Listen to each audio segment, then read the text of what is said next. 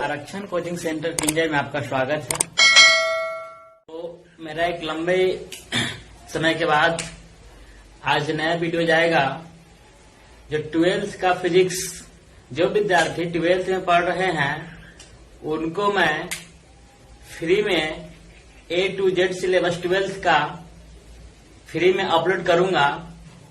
एक एक करके वीडियो प्रतिदिन YouTube पर मेरा चैनल पे जाएगा और धीरे धीरे करके मेरा 12th और 11th दोनों का फिजिक्स मैं पढ़ा दूंगा YouTube पे। तो आपसे कहने का यही तात्पर्य है कि मैं भी एक देश प्रेमी हूँ और मुझे भी बहुत बड़ा शौक है कि मैं देश के लिए कुछ काम करूं, मैं देश की सेवा कर सकूं। तो मेरा एक मौका ही मिला कि YouTube पे सभी बच्चों को फ्री में पढ़ाने का एक मौका है। इस कोविड-19 में हम लोग घर से बाहर नहीं निकलेंगे। आवश्यकता अगर अधिक है तभी जाएं और मुंह में मास्क और सैनिटाइजर का यूज हमेशा करते रहें। तो इस बहुत बड़ा महामारी से बचते हुए पढ़ाई लिखाई की कदम में आगे बढ़ते हैं। तो आज हम लोग 12th का फिजिक्स का बेसिक कंसेप्ट यानी कि इंट्रोडक्शन के बारे में हम लोग अध्ययन करेंगे कि फिजिक्स में क्या क्या सिलेबस है। थोड़ा सा बेसिक इसके बारे में जानेंगे। अल्फाबेट, ग्रीक अल्फाबेट जो ग्रीक कंट्री से लिया गया था उसके बारे में हम लोग देखेंगे। तो अभी स्टार्ट करते हैं। मैं 12th का फिजिक्स। 12th का फिजिक्स का सिलेबस है जो 70 मार्क्स का एग्जाम में पूछा जाता है। उसमें 50% ऑब्जेक्टिव रहता है बिहार बोर्ड में और 50% सब्जेक्टिव। तो ये मेरा कुछ सिलेबस का चैप्टर दिया गया है और इस चैप्टर में कितना मार्क्स, कौन सा चैप्टर में कितना मार्क्स का क्वेश्चन आएगा एग्जाम में, वो दोनों मैंने लिख दिया हूं। और एक जरूरी बात, कुछ विद्यार्थी बोल रहे थे, मेरा मित्र भी बोल रहे थे कि आप पहले से बोर्ड पर लिख देते हैं तो बच्चों को लगता है कि सर पहले से लिख दिए क्यों। तो मैं उनसे बताना चाहता हूं कि पहले से लिखने का मेरा एक ही मकसद रहता है कि आपका टाइम बचेगा। ऐसा कोई बात नहीं है कि मैं पढ़ा रहा हूं उस समय लिखूं। ये तो लाइव क्लास नहीं चल रहा है कि उस समय लिख पाऊंगा। ये मेरा अपलोड वीडियो है तो ये ज्यादा लंबा वीडियो होने से ज्यादा बेहतर रहेगा कि मैं अपना जो भी काम रहेगा वो खुद अपने पहले कर लेता हूं और उसके बाद आप लोग के सामने प्रोवाइड करता हूं। तो अभी अपलोड हो रहा है, जब लाइव क्लास चलेगा उस समय मैं पहले नहीं लिख पाऊंगा क्योंकि लाइव में आप देखते रहिएगा। तो इस आपका टाइम बचने के लिए मैंने ऐसा काम करता हूं। और जब मेरा लाइव वीडियो आएगा, जब मेरा उतना सब्सक्राइबर हो जाएगा, जब लाइव में पढ़ाऊंगा, उस समय आप लोग को स्टेप बाय स्टेप जैसे आप कहिएगा वैसे कमेंट के साथ, लाइव कमेंट के साथ हम लोग आगे पढ़ेंगे। तो मेरा अपलोड वीडियो था इसलिए शॉर्ट वीडियो को हम लोग करते हैं क्योंकि आपका टाइम सेव रहे और लंबा वीडियो ना हो। इसी के वजह से हम लोग पहले लिख देते हैं जो भी लिखना है, क्योंकि उसके लिए भी टाइम लगेगा। आज मैंने ये बता दिया, आज के बाद ऐसा बताऊंगा नहीं क्यों लिखता हूं, आप लोग खुद समझ जाइएगा। तो मैं जो भी थोड़ा सा अगर लिखने वाला जो भी पैटर्न रहेगा उसको मैंने लिख दूंगा और उसके बाद समझा दूंगा। आप कॉपी किताब लेके बैठिएगा, आप जो भी पढ़ाएंगे वो सब नोट करते जाइएगा क्योंकि बिना कॉपी किताब के पढ़ाई होता नहीं है। तो देखते हैं सिलेबस इसका क्या क्या है। सबसे पहले है वैद्युत स्थितिकी क्या है। वैद्युत स्थितिकी एक चैप्टर है 12th क्लास का जो 8 मार्क्स का पूछा जाता है, जो 8 नंबर का है। वैद्युत स्थितिकी यानी इलेक्ट्रोस्टैटिक। दूसरा चैप्टर है विद्युत धारा। विद्युत धारा हम लोग 10th में भी पढ़े थे, उसी का एक डीपली में दे दिया है और वह 7 मार्क्स का पूछता है, 7 मार्क्स का। अगला है धारा की चुंबकीय प्रभाव और चुंबकत्व। ये मेरा रह गया 8 मार्क्स का, इसका एग्जाम रहता है बोर्ड में।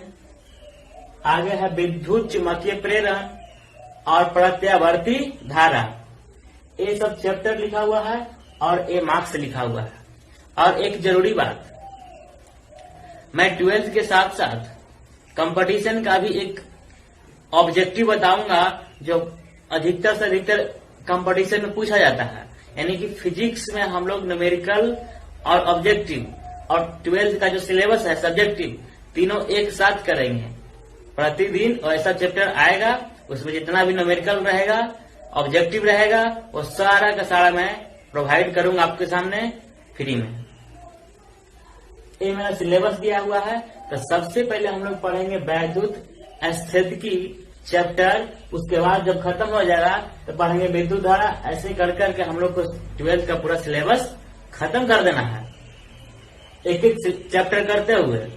तो वैद्युत स्थितिकी 8 मार्क्स का है, 7-8 क्लास इसमें लगेगा, 9 क्लास जितना भी लगे आप लोग के साथ ही रहूंगा मैं। तो इससे वैद्युत स्थितिकी पढ़ने में कुछ बहुत सारा ग्रीक वर्ड आएगा। जैसे अगर मैंने ऐसे लिख दिया तो ये पूछे सर ये तो अभी तो हम लोग पढ़े नहीं है। अगर ऐसे लिख दिया तो ये अभी हम लोग सर ऐसे हम लोग पढ़े नहीं है। तो उस समय प्रॉब्लम हो जाएगा। जब फॉर्मूला डिराइव होगा उस समय अगर ऐसा वर्ड आएगा ग्रीक वर्ड तो प्रॉब्लम हो जाएगा। उससे बेहतर है कि आज ही हम लोग पूरा ग्रीक वर्ड जितना भी आएगा इलेक्ट्रोस्टैटिक या पूरा फिजिक्स में लगभग इलेक्ट्रोस्टैटिक में उस सारा का सारा ग्रीक वर्ड को एक साथ में हम लोग उसको देख लेते हैं। आज मैंने कुछ ग्रीक अल्फाबेट पढ़ाएगा। ये सब अल्फाबेट आपने 10th तक ही बहुत कम ही अल्फाबेट के बारे में जानने होंगे। जैसे में ए लिखा हुआ अल्फा, तो अल्फा के बारे में आप सुने होंगे कि अल्फा ऐसे होता है, अल्फा बीटा गामा होता है। लेकिन अल्फा के बारे में, बीटा के बारे में, गामा के बारे में, एप्सिलॉन नॉट क्या होता है, म्यू क्या होता है, न्यू क्या होता है, एक नई नई दुनिया में हम लोग जाएंगे इलेक्ट्रोस्टैटिक में। तो जब फॉर्मूला डिराइव होगा, न्यूमेरिकल बनाएंगे, उस समय हम लोग को अगर ऐसा ऐसा वर्ड आएगा ओमेगा, तो हम लोग आप लोग सुने होंगे, कप्पा, लैम्डा, ये सब के बारे में आप लोग नहीं सुने होंगे। जब विद्यार्थी 12th के होंगे ये सब विद्यार्थी नहीं सुने होंगे। तो ये सब नए नए वर्ड आएंगे इलेक्ट्रोस्टैटिक चैप्टर या फिजिक्स में। तो उस समय हम लोग को हर वर्ड के नीचे लिखना पड़ेगा कि ये फलाना है, माने कप्पा है, क्या लिखा है, ऐसे एप्सिलॉन नॉट होता है, ऐसे इप्सिलॉन होता है, ऐसे डेल्टा होता है। तो उससे ज्यादा बेहतर है कि मैंने पहले अल्फाबेट के बारे में जानकारी दे देता हूं आपको, क्योंकि उस समय अगर ऐसे हम लोग को पता चले तो हम लोग समझेंगे कि इप्सिलॉन लिखा हुआ है। अगर ऐसे लिखा हुआ है तो समझेंगे कि कुछ अल्फा लिखा हुआ है। तो ये मेरा कुछ लिख दिया हूं पहले से ग्रीक अल्फाबेट। ये है मेरा अल्फा, सबका कॉपी में नोट बना लीजिएगा आप। अल्फा, बीटा, गामा, डेल्टा ऐसे लिखा था, ऐसे चाहे ऐसे, दोनों में से कोई। इप्सिलॉन यहाँ पे ऐसे बुंदा दे दिया, गोल कर दिया तो एप्सिलॉन नॉट हो गया। ई हो गया ईटा, एन लेकिन ऐसे घिस दिया तो ईटा। और फिर थीटा आप लोग पढ़े होंगे, sine theta, cos theta, tan theta, जो एंगल मेजर करता है। फिर के से कप्पा, ये है मेरा लेमडा।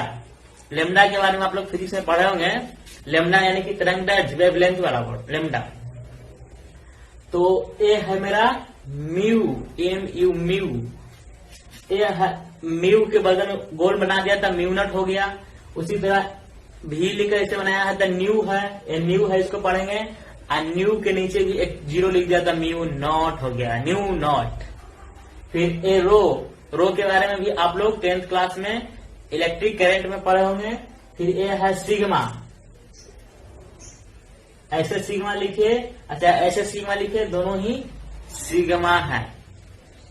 ऐसे पाई होता है, फाई फाई, PHI फाई। और ए है मेरा ओमेगा। ये सब कुछ ग्रीक वर्ड था जो आगे आने वाले चैप्टर में हम लोग जब पढ़ेंगे उस समय बहुत बड़ा काम देगा। उस समय इसी से पता चलेगा कि लेमडा क्या लिखा है, कहाँ गामा लिखा है, क्या लिखा है। तो इसके बाद हम लोग को पता चलेगा कि चैप्टर में क्या क्या कहाँ दिया। तो आज इतना ही। अब अगले क्लास से मैंने आपको इलेक्ट्रोस्टैटिक का बेसिक कंसेप्ट, सारा पहले बेसिक कंसेप्ट पढ़ा दूंगा। बेसिक कंसेप्ट जब पूरा क्लियर हो जाएगा, मैं 0 लेवल से स्टार्ट करूंगा। मैं समझूंगा कि आप लोग कुछ नहीं आता है और जीरो लेवल से स्टार्ट करके आपको हीरो बना के रखेंगे।